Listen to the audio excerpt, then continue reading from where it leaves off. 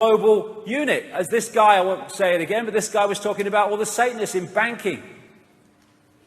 And this guy said, the system isn't broken, it was built this way. Of course it was. You know, let's get this right. I go to a bank, and you lend me money that doesn't exist, and then I pay you interest on it, plus the bloody principal, right? Let me get my head round that. But that's what's happening. They've created a system, because of the dynamic of the politicians representing the banks, legislation has been passed that allows banks to lend at least 10 times what they have on deposit, fractional reserve lending. So every time we borrow $50,000 from a bank, or putting $50,000 into a bank, let's put it the other way, they can now lend 10 times that, which doesn't exist, to other people that come and want a loan. It's interesting when you follow this around the banking system. One loan. I go for a loan. Can you lend me £50,000? Yes, I can. Why were you going to lend it me? I'm going to type £50,000 into your account. Where's it coming from? Oh, just type it in. That's no problem. So, okay, now you've got £50,000, right? Which we have created out of nothing. Fresh air. Okay, so you get it. In theory, these figures on your screen. You see a car you like. You go over here. And you say, I'll pay for the car. You give him 10 grand or 5 grand for the car, whatever. He then takes that money and he puts it in his bank. Now this bank can lend 10 times that, which has come from this, which was created out of bugger all in the first place. And when you follow this through the banking system, the amount of money that can be created from a single loan that was out of nowhere in the first place is absolutely bloody fantastic. In debt. This is what this is about. Debt is control. So let's get young people up to their neck in debt, massive debt, which they then spend the rest of their lives paying off.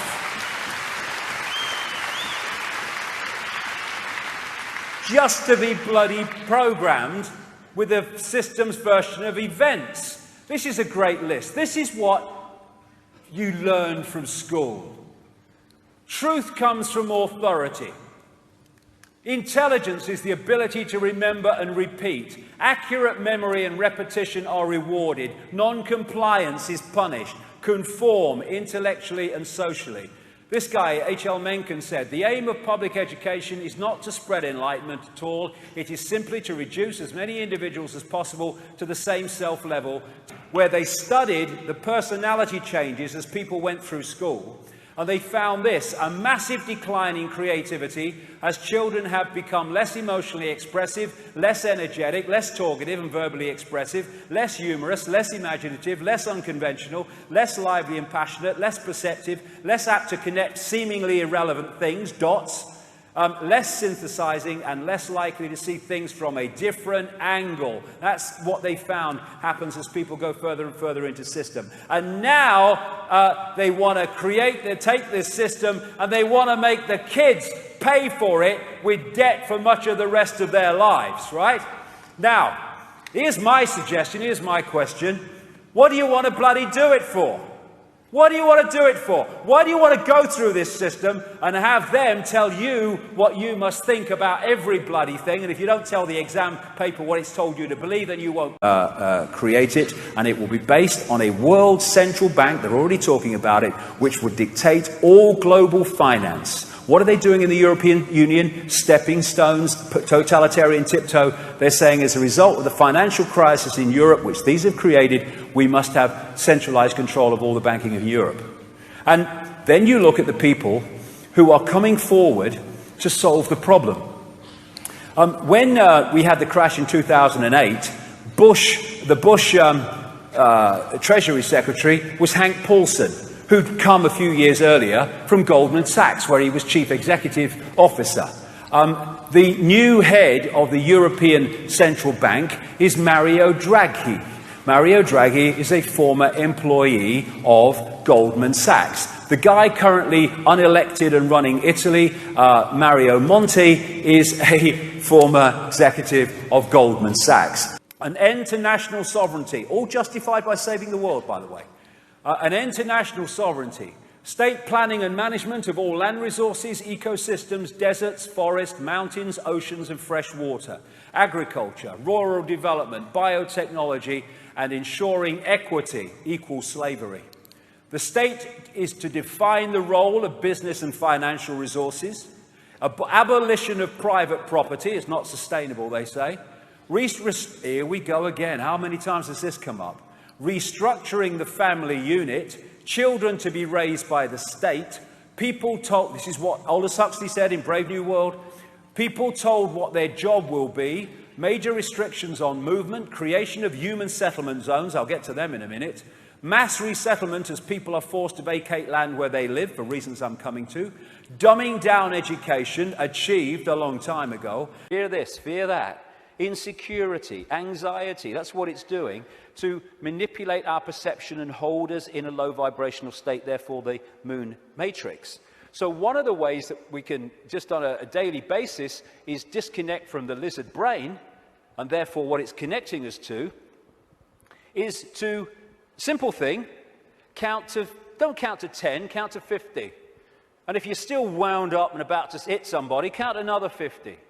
Because what the reptilian brain does is it doesn't think, it reacts. That's why it's so fast. It doesn't have to think, just reacts. Now, the other parts of the brain, like the neocortex, they think things through, so it takes longer than the reptilian brain. This is why we react to something, reptilian brain, and then maybe a minute later, 2 minutes later, maybe half an hour later, the visual cortex has thought this through, and we go, oh my God, I overreacted, didn't I? Did I really say that? Oh my God. Some of the things you do when you follow your intuition are seen as, oh, I think I'm possibly an example of this, are seen as crazy and mad and lunatic and dangerous and all that stuff.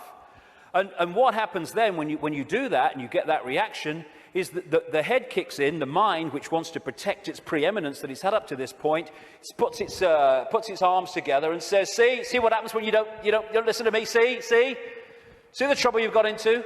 And it's like, yeah, okay, and you come back into mind. But if you stick with it, and you take what comes as a result of expressing your uniqueness and expressing your intuitive knowing, then eventually things happen, good things, great things sometimes, that happen not despite what you did and the reaction you got, but because of it. It's not about learning anything new. We're all knowing if we can access that level of ourselves. It's unlearning the programming that has kept us from that level of awareness that we truly are. And therefore, because we're dealing with all possibility at the core of our being, that's what we are, we need a blank sheet of paper. All preconceived idea needs to go. All preconceived belief needs to go. And let information, intuitive knowing, decide what we think about things and feel about things rather than preconceived idea. It's not possible becomes, well, let's see if it's possible on the basis of the evidence, the basis of the information, the basis of how I feel. And then suddenly we're not saying, no, that's possible, I'm going to shut that out by reflex action. We're going to look at it. And when you do look at it, as I know from experience, what seems to be crazy to start with starts to take on. Changing information is starting to be activated within the Earth grid and, of course, within the human grid. This new information is starting, for those that open themselves to it, instead of stay closed in density, because if you stay in a dense state, then these higher vibration energies are not going to impact like if you open yourself to them and connect with them. But those that are awakening, this new photon information, this more expanded perception, we're starting to integrate it, and we're starting to get insights from it, because it contains information that hasn't been around in this period we've been through. Now it is, and suddenly it's like, oh, I see it now, oh, I get it now. Why didn't I get it before? Because you're now decoding a totally different level of information that's becoming available, and it's encouraging us, it's pressing us, it's urging us to open to all that is and change the way we perceive the world. At least sheep need a sheepdog to keep them in line. Humans have out-sheeped the sheep because we keep each other in line. We don't need the sheepdog.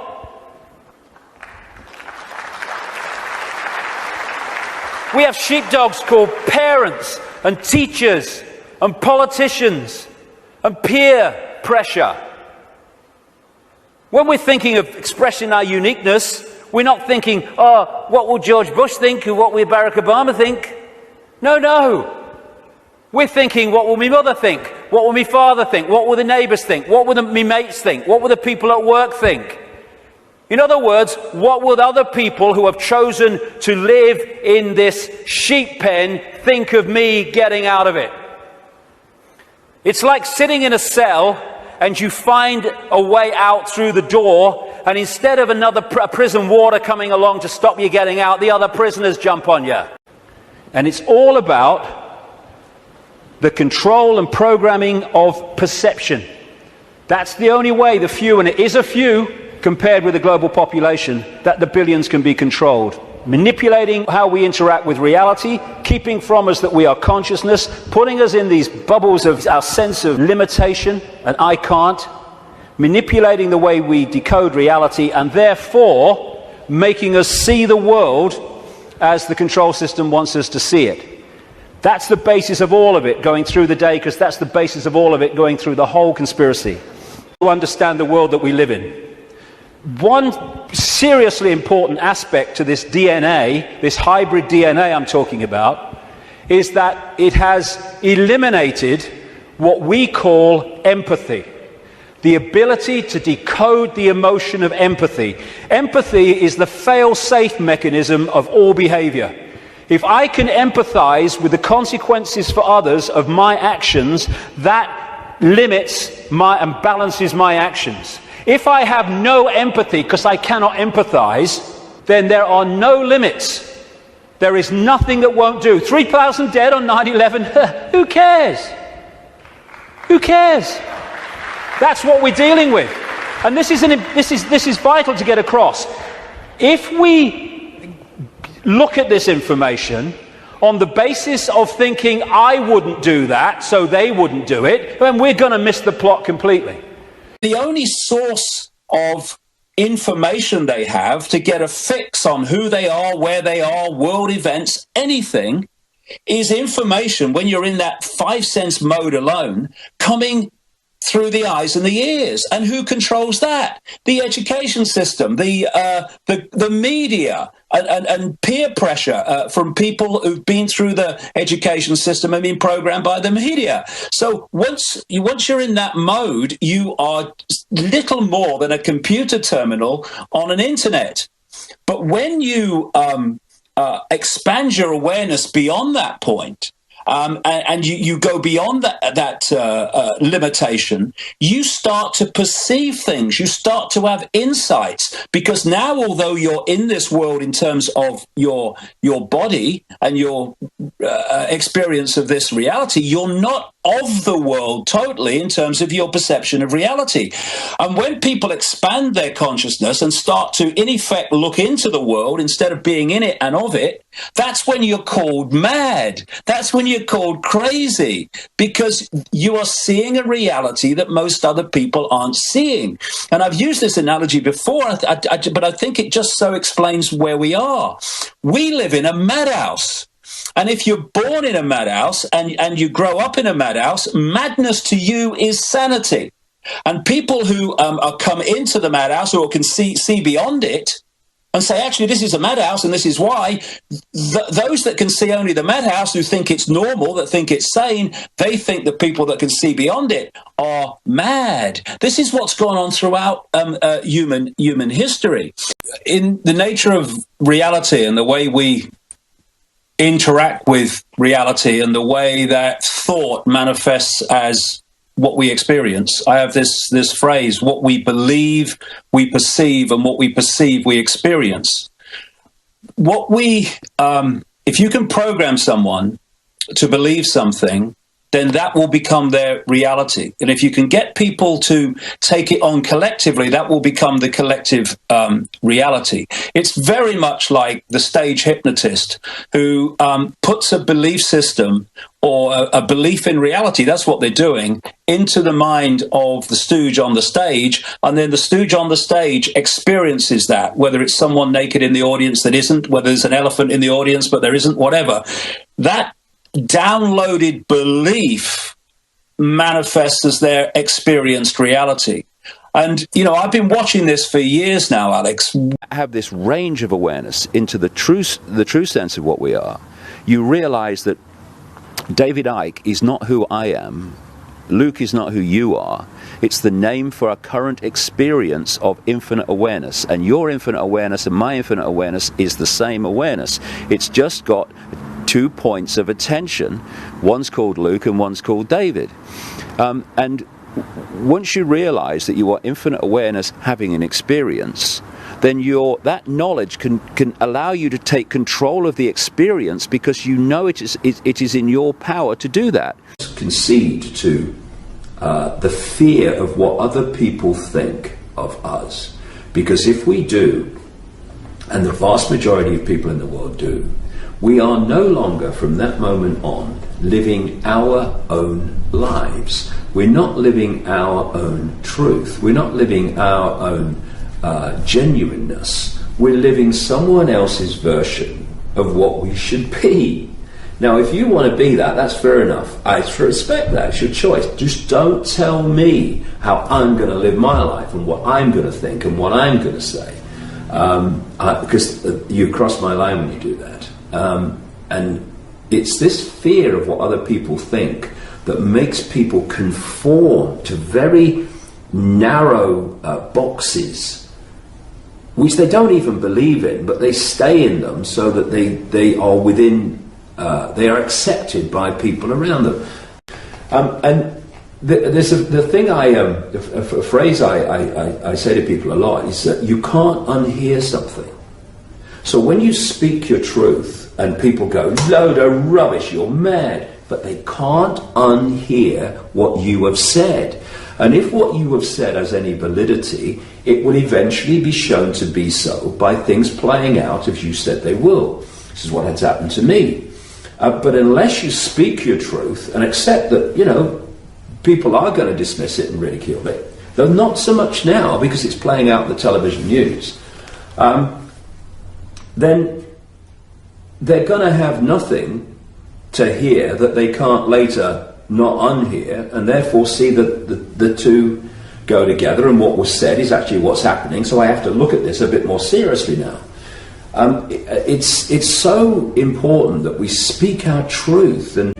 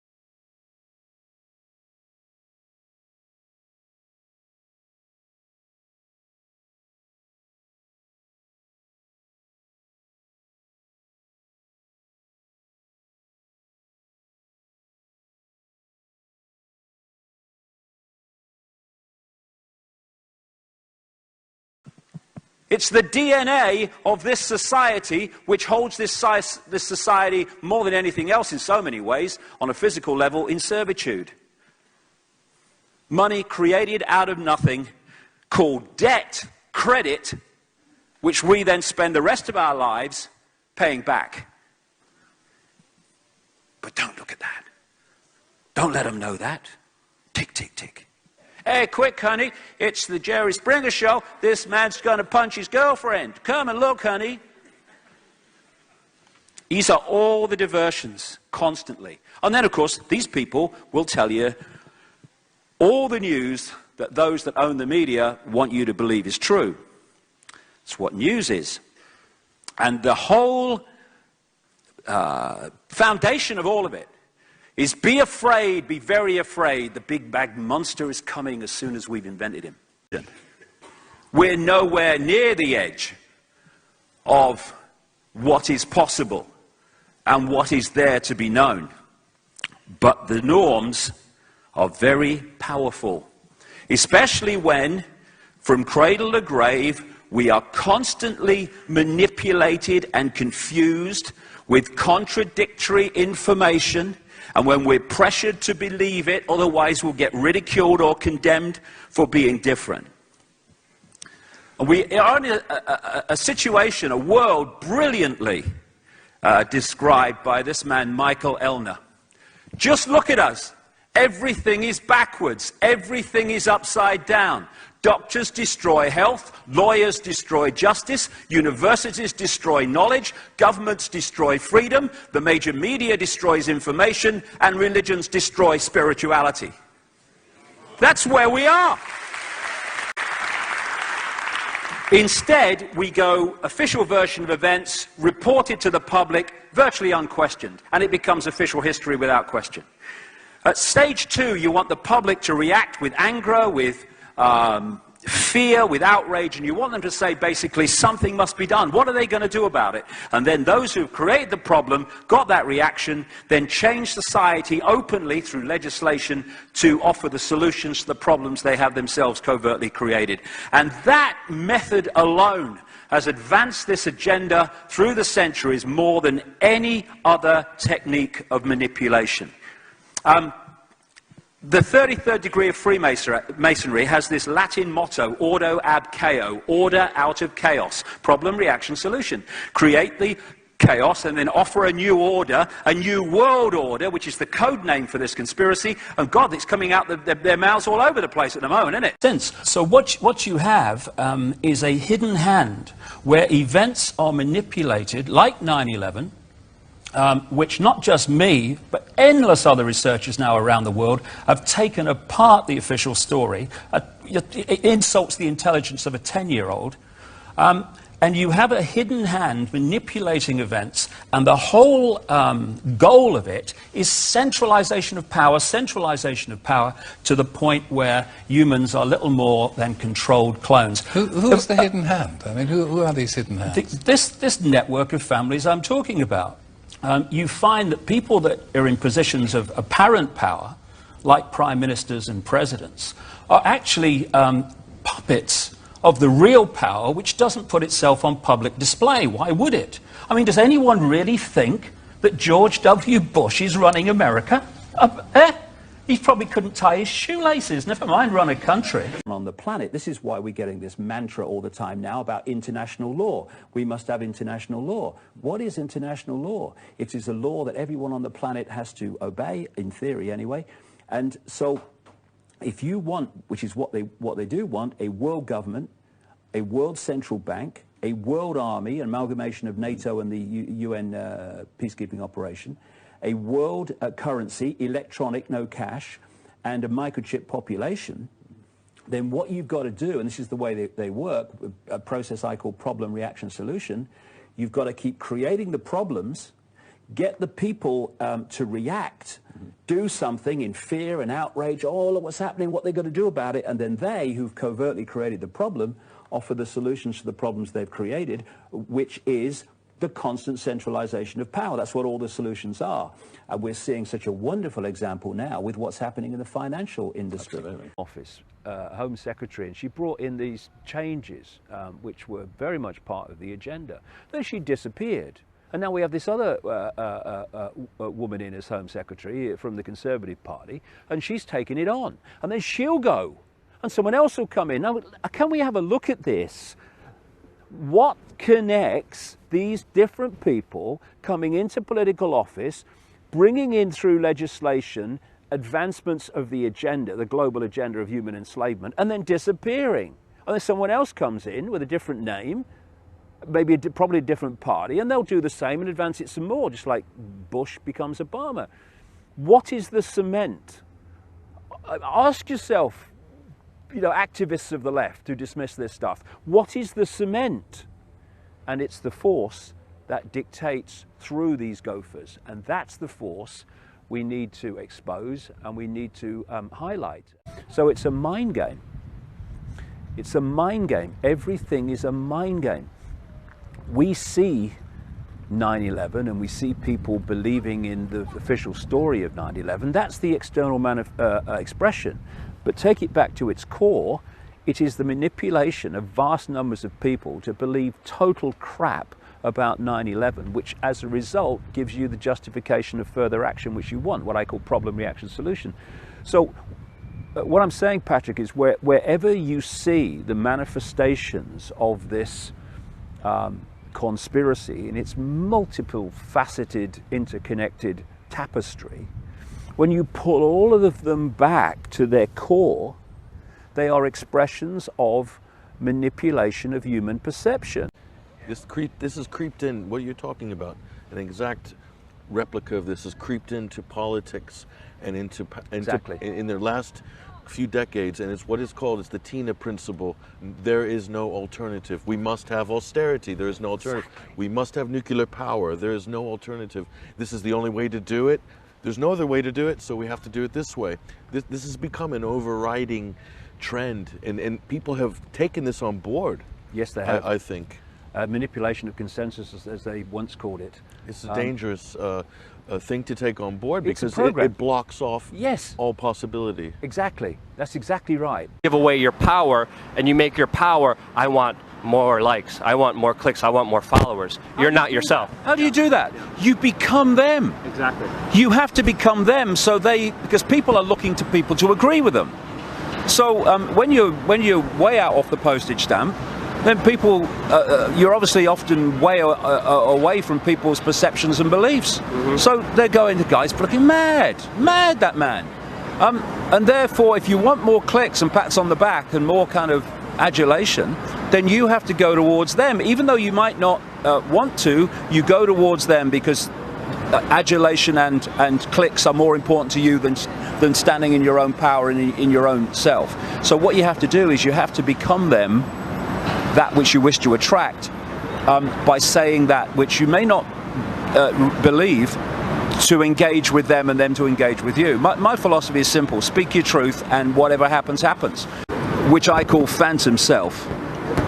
To the realization which this system has sought to keep from us, not least through religion and mainstream science, that we in our prime eternal form are simply awareness, a state of being aware. All these forms and bodies and black and white and all this stuff are just vehicles for this awareness to experience itself. Thus, in our prime form, we are all the same awareness, having different experiences. I put it like this: we are different points of attention within an infinite awareness. And that point of attention can be the size of a pea, or it can be massively expanded. And the difference in the way those 2 points of attention see the world and see world events and see each other is colossal. Now, what this system is seeking to do, because in the shadows, deep in the shadows, they know that this is how it is. They're seeking to focus and hijack human attention absolutely in the 5 senses. So the only sense of awareness, the only sense of perception, the only sense of anything is the world of the 5 senses. And in the world of the 5 senses, they are their name, they are their income bracket, they are their race, they are their religion, and everything is apart from everything else. Thus, at the point of attention of I am 5 sense me alone, the potential for divide and rule is absolutely limitless. And that's why they want us in that state of attention, that state of self-identity. The alternative media's basic foundation in relation to politics has been that, in effect, it doesn't matter who you vote for because the same hidden hand gets in. So it doesn't matter if it's Republican or Democrat or Labour or Conservative in Britain. Basically the same political class is in control, and thus nothing changes. It's actually deeper than that, the reason nothing changes, but that's fair enough at that level as well.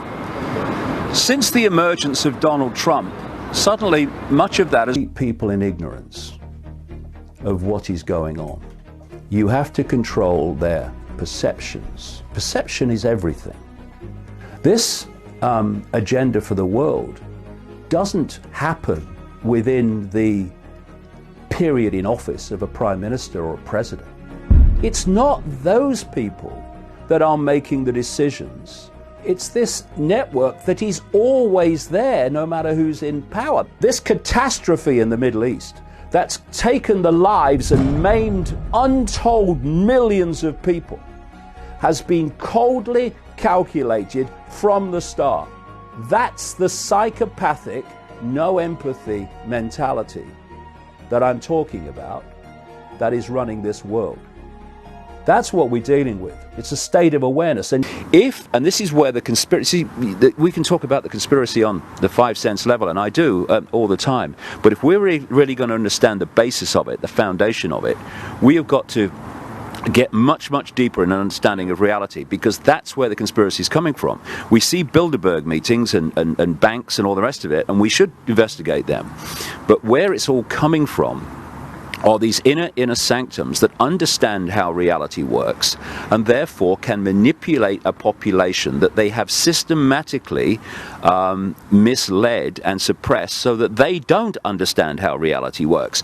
And if you understand reality and the interactions of reality and how we create our experience by our sense of reality, then there may be a few of you and the population may be billions. But if you know how it works and the population doesn't, you are in a mega position of power and manipulation over the population. Acquiescing to meaningless things that we take so bloody seriously.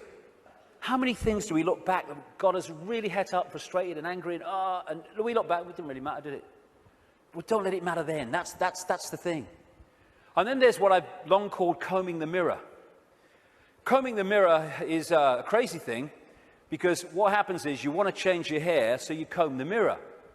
Funnily enough, your hair doesn't change. What you have to do is comb your hair, and then the mirror reflects it. And this so-called out there world is like the mirror. It's not even out there. It's a projection of in here. If we're going to change this apparently out there world, we have to change in here. It's like if this is a movie screen, and I don't like the movie, so I'm going to stand here and I'm going to hurl abuse at the movie screen. Nothing's going to change. Carl Jung, the Swiss psychiatrist, said, people will do anything, no matter how absurd, in order to avoid facing their own soul. And not taking responsibility is the absolute epitome of giving your power away.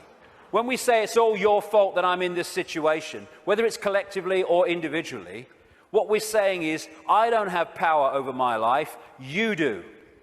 Taking responsibility is taking your power back and saying, okay, I'm taking responsibility for this because I have the power to change it. They're not responsible for it, they're not. They're just the language of life speaking to me about my responsibility. Therefore, I'm not going to play the blame game. This is my responsibility and I'm going to deal with it. And when we do that, we take our power back and we can change things instead of going through life as a victim of other people's circumstance, which means we're powerless. That's little me. And we ask ourselves, why me? And this is where I feel the conspiracy research and exposure movement needs to open its mind, is that, you know, we can talk, and we should, about manipulated terrorist events like 9/11 and manipulated wars and manipulated economic crashes, all these things, and we need to know about them. But they are not in and of themselves the origin. They are an expression of the origin of all this. And the origin is the external manipulation of human perception. And you can see it at multiple levels.